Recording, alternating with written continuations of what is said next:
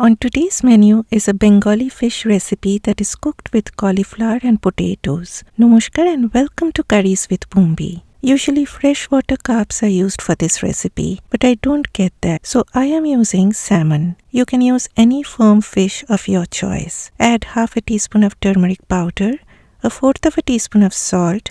Rub the turmeric and salt on the fish very well so that it gets well coated on both sides. Here is a pot of boiling water. I added the cauliflower florets in it with a sprinkle of salt. Boil it for 3 to 4 minutes. After that, take out the cauliflower into a bowl. Next, coming to Mr. Potato. There is a special way a potato is cut when it comes to any Bengali fish curry. Cut them into thick wedges like this.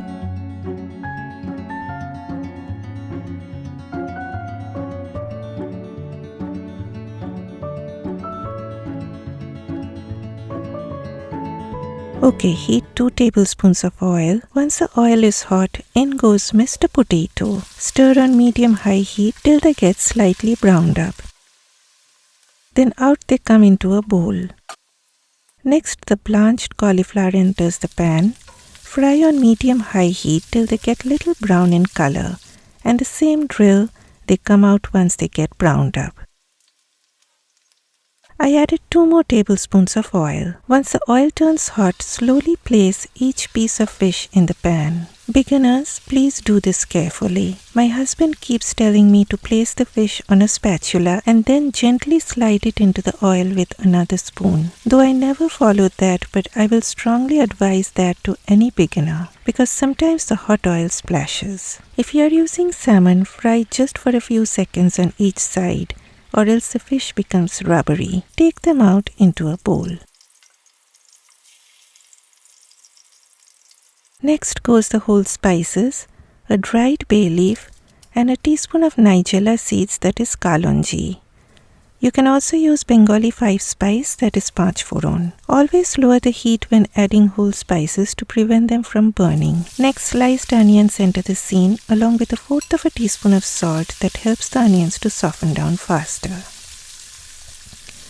You do not need to brown the onions too much. Fry them on medium-high heat. In the meantime, we will make a spice paste. In a bowl, add a tablespoon of finely grated ginger, a teaspoon of turmeric powder, a heaped teaspoon of kashmiri chilli powder or any chilli powder of your choice, and a teaspoon of ground cumin, that is jeera powder. Add about a fourth of a cup of water, mix, and your spice paste is all done. My onions are looking perfect. At this point, I like using just a teaspoon of sugar to balance the flavors, but it is totally optional. Then the spice paste goes in along with 2 tablespoons of rinsed out spice bowl goodness.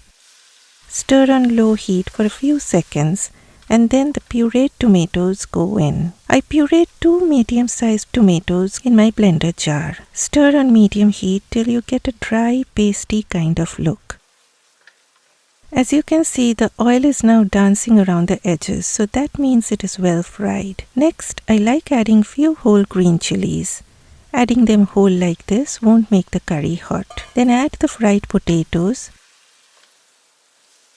A teaspoon of salt goes in along with 1.5 cups of hot water. Allow it to come up to a boil, then cover it on low heat till the potatoes get almost soft. It's 8 minutes. The potatoes are almost cooked. So now it is time to add the fried cauliflower. Again, cover it for 3 minutes.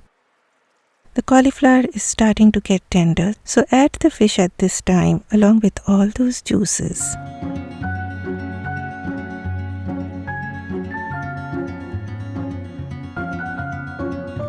Cover it on low heat just for 5 minutes. After 5 minutes, lift off. Add a few sliced tomatoes and a generous shower of coriander leaves if you like. Then cover it on medium heat for a minute and you are done. This is a perfect comfort food that you can have at any time of the year. Serve it with hot steamed rice and enjoy. Please give me a thumbs up and do leave a comment for me because I love reading all your comments. Bye bye.